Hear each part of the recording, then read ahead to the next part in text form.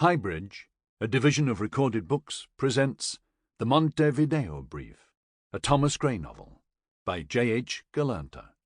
Read by John Lee. Prologue. February 16th, 1804, at the mouth of Tripoli harbour. After winning her revolution, the United States had lost the protection of the Royal Navy, and her merchant fleet quickly became a plaything for pirates. In deference to a public desire not to have any sort of standing military, the American Navy was kept small and used infrequently. Then, in November of 1803, Barbary pirates seized one of America's few warships, USS Philadelphia, and turned her into a floating battery in Tripoli harbour. The United States might have followed the European powers, all of whom had lost ships and crews to the Barbary pirates, and either paid the Pasha's tribute or abandoned Philadelphia's men to slavery. Instead, the humiliating seizure of Philadelphia became the blow which spurred the U.S. to stop turning the other cheek. From the start of the 19th century, American naval power was, in the main, confined to just 6 American-built heavy frigates. With so small a navy, the United States decided to deal with the Tripolitans by playing their strong suit, irregular warfare. The job of attending to Tripoli was left to the retinue of the 3rd of the 6 frigates, USS Constitution. To defeat the Tripolitans, Constitution landed 8 Marines on the shores of Tripoli, east of the city proper, and then dispatched a single ketch into Tripoli's harbour. The Marines' job was to orchestrate a surprise attack from the rear. The job of the ketch, named Intrepid and commanded by Stephen Decatur, was to blow up Philadelphia, opening the city to a naval bombardment from the front. As Intrepid passed the mole and entered Tripoli's inner harbour, Decatur gave the helm to his Maltese pilot. With only a single reef shaken out of the small mainsail, their way was slow. Decatur waited till Intrepid was just a few dozen yards from Philadelphia's main chains, then signalled for the Maltese pilot to make his hail. "Ahoy the frigate!" said the pilot in Arabic. "We have just sailed through a terrible great blow." This was true, in fact. The weather in the southern Mediterranean had been filthy. "And we've lost our bowers. Can we make fast to you till daybreak?" Dim sounds of discussion floated down from Philadelphia's quarterdeck. From an American intelligence man inside Tripoli, Decatur knew that Philadelphia's magazine was stocked and her guns manned and ready to be run out. If her crew conceived the slightest notion of what Intrepid was up to, the little ketch would instantly be reduced to splinters and driftwood. But after a few moments' talk, word came down from the quarterdeck granting permission for Intrepid to seize herself to Philadelphia. As she sailed closer, Decatur could see that Philadelphia's gun ports were open. Philadelphia threw Intrepid a line so she could pull herself alongside.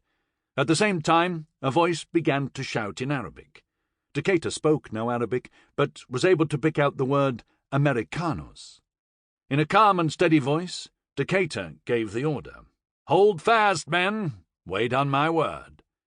10 very long seconds followed, with the Tripolitans beginning to run out the guns and the Americans heaving Intrepid closer and closer to Philadelphia's hull. There was the low peal of wood hitting wood, and Decatur shouted, "Now, boys, let's take her!" He was the first man to leap from Intrepid onto Philadelphia's side, grabbing hold of her main chains and pulling himself upward. Philadelphia's main deck was 12 feet higher than Intrepid's, but Decatur's crew, with the skill of able seamen, rushed up her side like so many monkeys.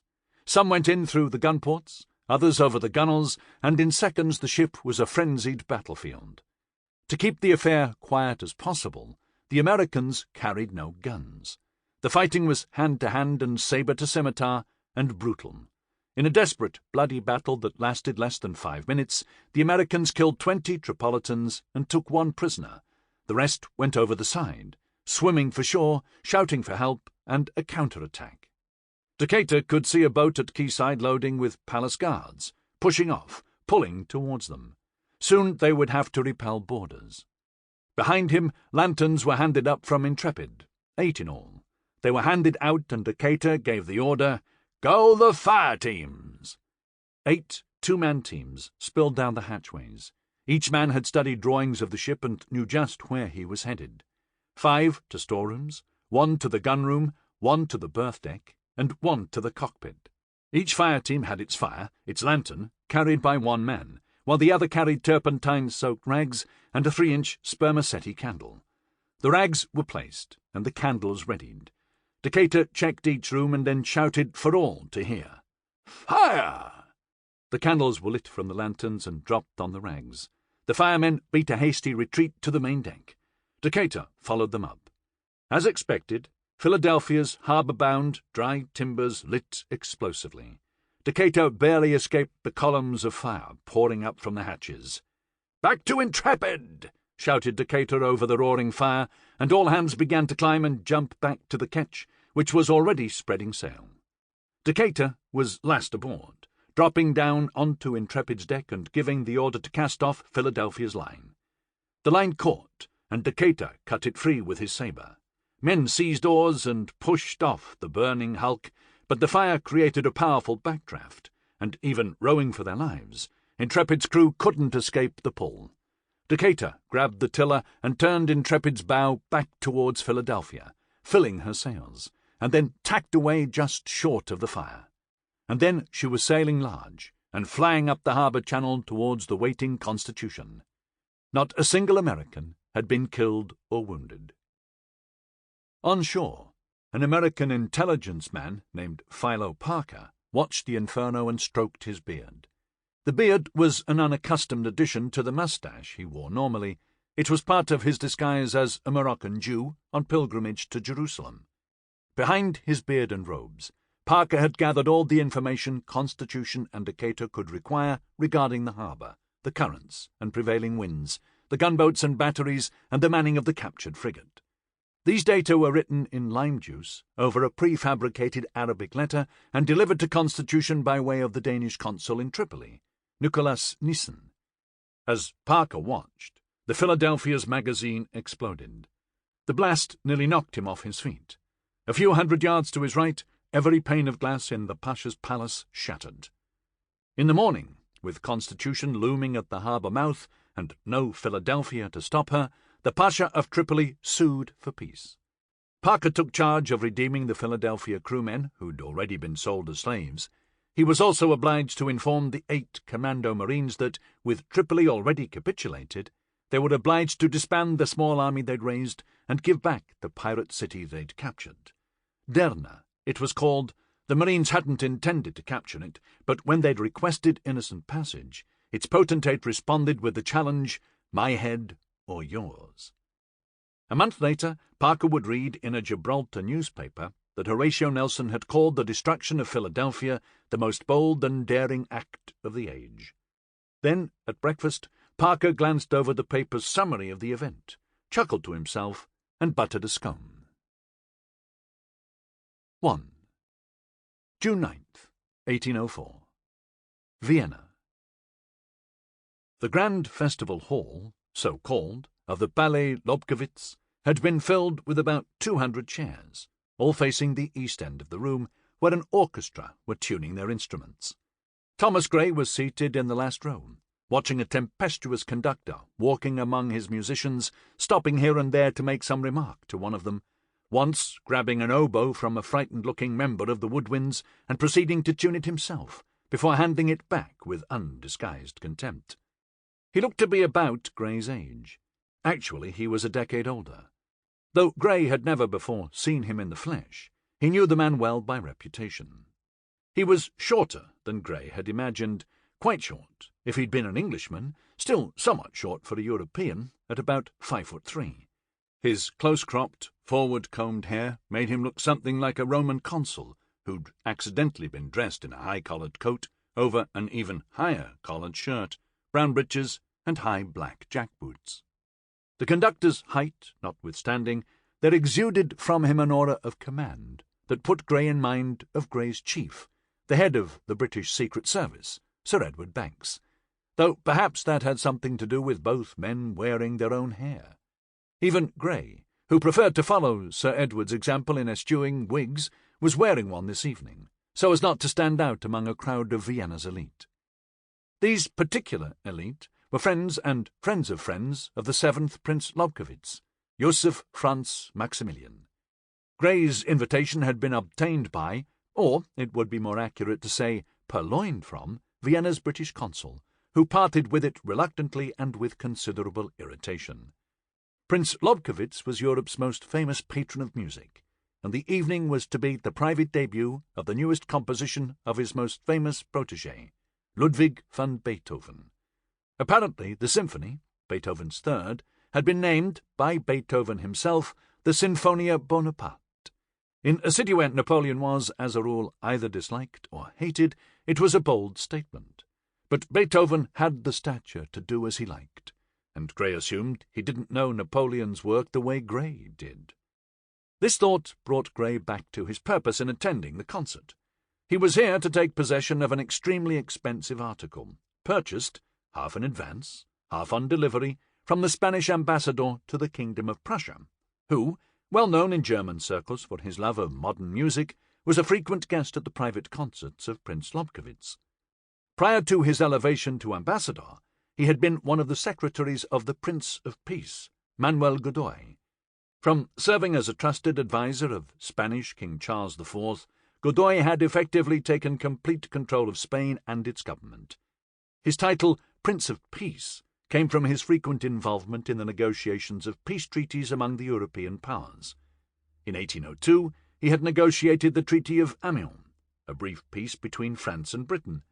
After the negotiations concluded, Napoleon sent a disgusted letter to Charles IV, calling Godoy the true King of Spain, and informing the oblivious Charles that his wife, Queen Maria Luisa, was Godoy's mistress.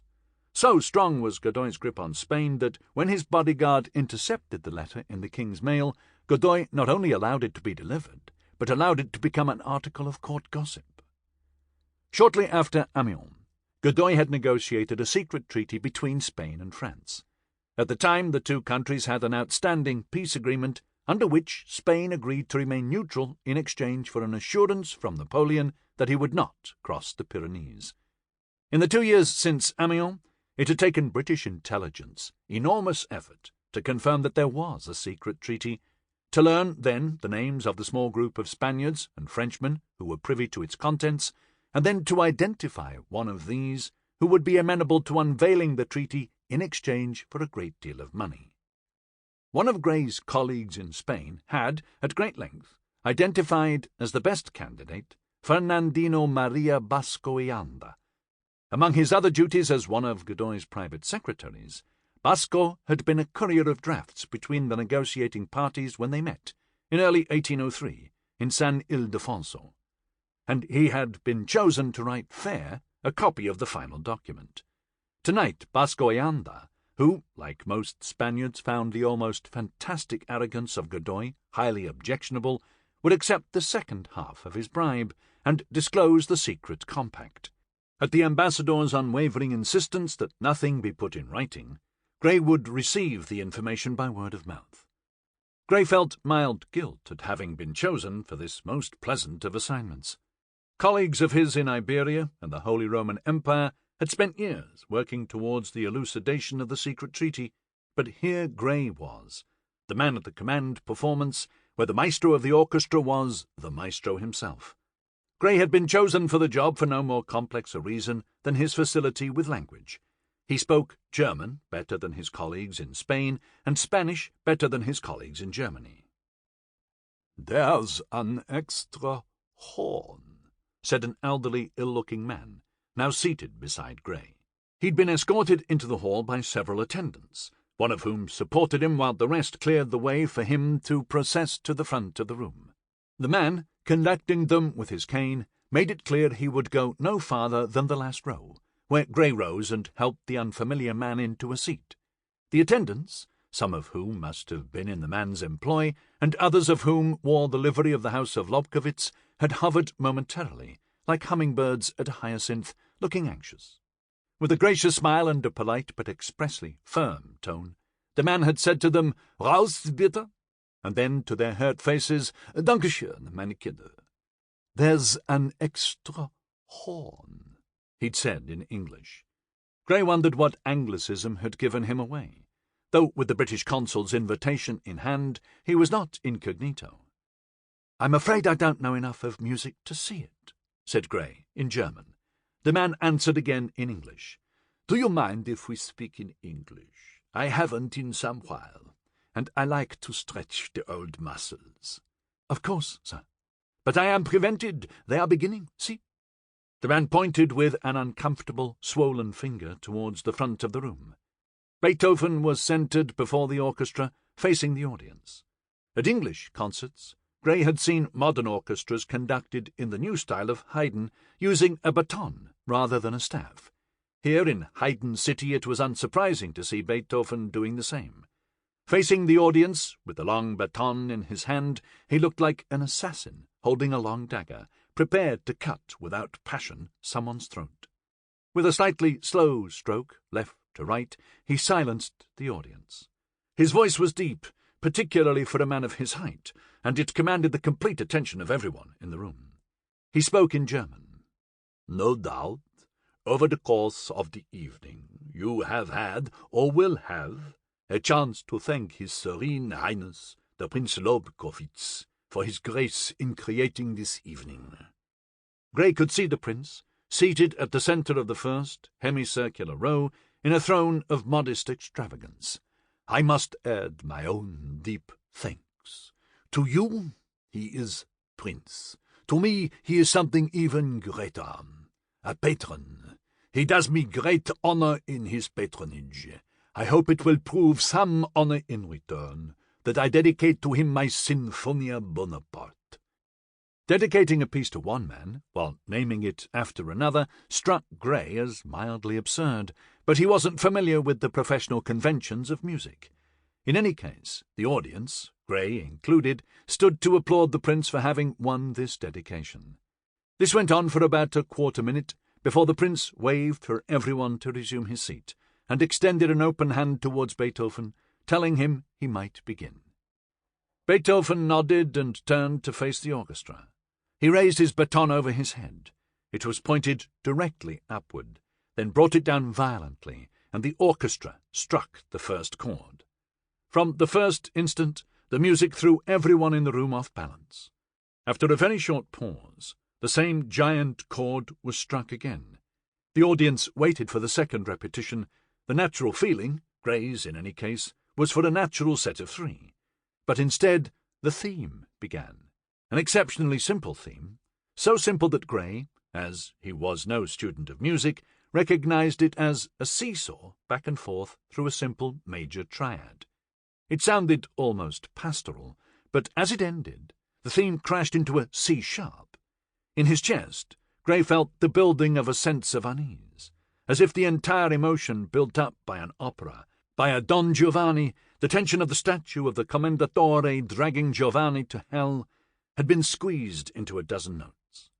And then the music was back to its harmless, pastoral major triad.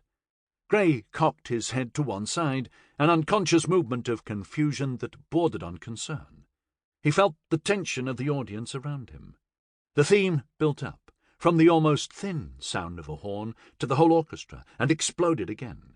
And now the theme was broken up, and strung over individual blasts of music with concussive pauses between them, and then the flutes, harmlessly playing the pastoral again, only to be beaten back by the angry horns asserting a furious rushing recapitulation, sliding through a second theme into a third, this one soft and smooth and comforting. The music danced from deep bass to high treble, was quiet, and then built up again to the booming reworking of the original theme mixed with the new ones, and more stabs of the orchestra with abrupt pauses, and then another new theme, or just the descent back towards the original. Now the stabs had no pauses between them, and a repetition of the theme was played by the full orchestra, with the jarring, sharp note now omitted.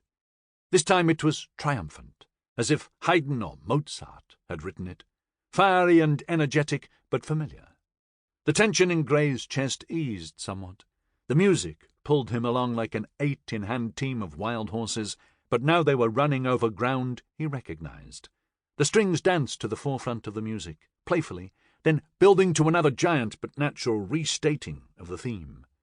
The tempo began to slow dramatically, like a boat coasting slowly up to a pier, and then the original theme burst back in a low register, not overfast, but full of some powder waiting to detonate. And now the playful strings sounded less playful, dancing on top of the deep theme. The trivial but very deep original theme now passing through different chords, different triads. Colours flashed through Grey's head with each variation. Stabs now, again, fragments of the alternate themes duelling with the principal. And then, from nowhere, a key change, or so Grey thought, and a new wandering, scalish theme. Grey didn't know, couldn't find the correct words with which to describe it to himself. The deep strings and the high horns were fighting not with each other, but beside each other, like two men shoulder to shoulder on a barricade.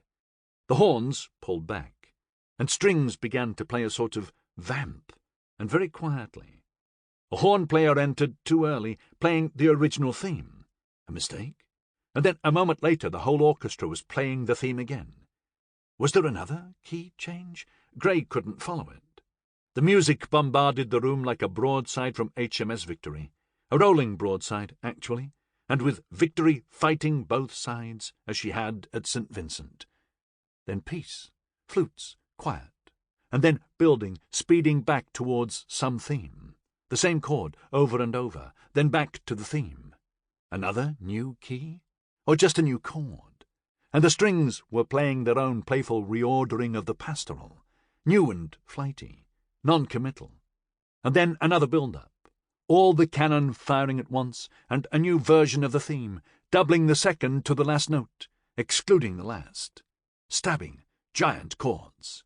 Dun, dun, doon. The first movement ended, and Grey felt as if he'd been punched in the face. He'd never heard anything like this before, but he had no time to consider it before the second movement began. It was slow, quiet and mournful, a dirge, a wailing from the horns. The theme from the first movement went unstated, but lingered at the edges. There was an echo of it. It was a ghost, and this was its funeral music. The music built up, in Grey's mind, along those lines, as if it were a choir of mourners gradually swelled by new arrivals. There was a moment of flickering anxiety. The mourners were standing on the edge of a cliff, looking down into a chasm, wondering if they'd fall headlong into it, backing away, choosing to absent themselves from felicity a while, and then they were reassembling, a brigade of mourners, or, as Grey saw it now, a brigade in mourning, which had now to put grief behind it and begin to think of the next battle, and now to march towards it. Was this the French army or the Austrian? Perhaps both. Flickers of optimism broke through, sun through clouds, but the clouds were still there, a new march tempo. Was the pastoral theme back? Something was wrong with it. It felt upside down. It was quiet, very quiet. The army was disappearing over the horizon, and then it was gone. And then the third movement rushed in, water through a floodgate. Boys running alongside a triumphant army as it marched home, falling in step with the soldiers, holding sticks like swords and muskets. It was joyous, triumphal, with small hints of menace lurking beneath, quickly stamped away by the joy of the revellers. Wives rushing to greet their husbands, the slowing of the pace, greeting friends, accepting drinks, and then building up again to triumph, as the men went into their own homes, with their own families, with their wives, and then shut their doors behind them. As quickly as it had flooded in, the third movement was over. And a dizzying descent down a new theme into the fourth movement, a low plucking of the music, a farmer's dancing echo of the symphony's theme, a cheerful, expressive recapitulation, though again with hints of occasional minor menace, and then outright menace, like one of those Slavic sword dances. From where had the Slavs come? But still there was considerable joy in the music. Maybe these were the sounds of the festival in the town square to celebrate the army's return. The music was spreading out into thick, broad harmonies, and then stabs, painful stabs of dissonance, and a new tempo, a rapid walking pace, ready to break into a run, but holding itself back. And the joy was peeling away. A sort of grim sang-froid was setting in. It was neither happy nor sad, just forceful. And then it finally did break into its run, and the triumph returned. with the music running, bounding over obstacles, its sword raised high in the air, leading troops of music behind it. And then it was over. Grey felt slightly intoxicated. He let out the breath he'd been holding and shook his head. He looked over at the elderly man sitting beside him. The man's face was a curious mix of wonderment and unsurprise. "I've never heard anything like that before," said Grey. "No," said the man, "no one has." The applause was muted and brief, and yet as the crowd rose to its feet, allowing footmen to clear the chairs and quickly return the auditorium to a festival hall, a dense pack began to form around Beethoven, everyone wanting a word or a shake of the hand of the famous composer. Beethoven nodded politely, though unsmilingly, to several people, but spoke only to Prince Lobkowitz. Then he turned and walked through the orchestra and disappeared into some private side room. The prince said something to those who'd been anxious for Beethoven's attention, then followed after Beethoven, with a simply dressed man of about 20 beside him. Grey turned away from the fuss to help the old man beside him to his feet, but saw the man's attendants had already returned. One of them, more or less inadvertently, elbowed Grey as he rushed to take the old man's arm. On a normal evening, Grey might have made a point of this, but feeling as he did, he simply backed away and removed a cigarillo case from his pocket. The young man who'd accompanied the Prince Lobkowitz towards Beethoven's withdrawal now appeared again, and spoke something into the ear of the old man, who nodded and, waving his attendants away, using only his cane, began to walk forward, with the young man beside him, presumably towards the prince and Beethoven. Grey wondered who the man was, but didn't have time to dwell on the question. He had a rendezvous to effect. One side of the hall was studded with French doors that opened onto a low terrace. Grey opened one and stepped out into the warm night, leaving the bustle of the party behind. Footmen had started to appear with trays of champagne. Grey lit a cigarillo and waited. A few minutes later he heard one of the doors open behind him, releasing a flood of party sounds onto the terrace. Grey turned. It was the young man who had escorted the old man and the prince. Could he possibly be the Spanish ambassador to Prussia? Grey very much doubted it, but all the same gave the passphrase to make certain. "May I offer you a cigarillo, sir?" he said in German. "Oh, why yes, thank you. Very kind," said the man in German. This was not the correct countersign. Had he been Grey's rendezvous, he should have said, "No, I am not in the smoking vein." So who was this man? Grey held out his case for the man to take one of the long, thin cigars. "I enjoy trying different blends," he said, as Grey ignited a match for him. "It's a sort of proxy for seeing the world." He smiled. "Thank you, Mr. Blake. Thomas Blake." Grey used his pseudonym of the night and offered his hand. The young man shook it. "Ferdinand Ruse." Grey nodded, and for a moment they smoked in silence, both looking back towards the party. "I couldn't help but notice you speaking to the prince," said Grey after a moment. "Yes," said Rhys. "Well, not speaking, perhaps, delivering a message. I am Herr von Beethoven's secretary." "Ah," said Grey, "that must be a most fascinating employment." "It is, sir. I am also one of his pupils." "I didn't realize he taught." "Yes," said Rhys, "though not regularly. In fact, I am his only student at the moment, which is how I was pressed into secretarial duty. Herr von Beethoven was briefly a student of my father's in Bonn, and Beethoven does not forget favours." Grey nodded. "Do you mind if I ask you who the elderly gentleman was whom I sat beside during the concert? I saw that you escorted him off as well." Rhys looked slightly surprised, only for a moment, and then, after taking a pull on the cigarillo, said, "That was the composer Herr Haydn." "Haydn?" said Grey. "Well, I'll be goddamned. Pardon me. I wish I had known." "I gather you're not a German," said Rhys. "I'm English," said Grey. Rhys nodded. "Of course, Haydn was in your country for many visits, but, of course, I should not make the vulgar mistake of assuming anyone has had the unearned luck that I have had in making the acquaintance of some of these great men." Grey nodded. Sensible fellow. Sample complete. Ready to continue?